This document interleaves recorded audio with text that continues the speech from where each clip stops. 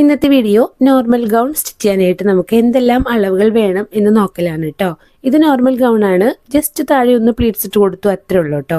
കറക്റ്റായിട്ട് നമുക്ക് നോർമലായിട്ട് സ്റ്റിച്ച് ചെയ്യാൻ പറ്റുന്ന ഗൗൺ തന്നെയാണ്. സ്ലീവിലും ഇതുപോലെ നമുക്ക് ഇഷ്ടത്തിനനുസരിച്ച് പ്ലെയിൻ ആയതുകൊണ്ട് ഇങ്ങനെ ഒന്ന് വർക്ക് ചെയ്ത് കൊടുത്തു, അത്രേ ഉള്ളൂ. അപ്പോൾ നമുക്ക് ഈ ഗൗണ് സ്റ്റിച്ച് ചെയ്യാൻ എന്തെല്ലാം അളവുകളാണ് വേണ്ടത് നമുക്ക് നോട്ടിലൊന്ന് എഴുതി വയ്ക്കാം.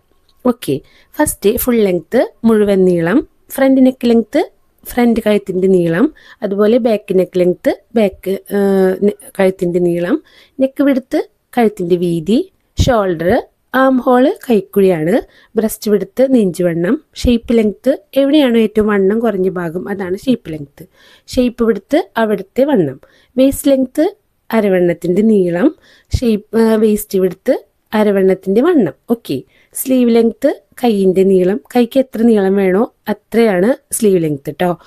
സ്ലീവ് എടുത്ത് അവിടുത്തെ വണ്ണം. ഓക്കെ, ഏറ്റവും വണ്ണം കൂടിയ ഭാഗമാണ് സ്ലീവ് എടുത്ത്. സ്ലീവ് ബോട്ടം റൗണ്ട് എവിടെയാണോ ഏറ്റവും അറ്റം എവിടെയാണ് വരുന്നത് അവിടുത്തെ വണ്ണാണ് സ്ലീവ് റൗണ്ട്.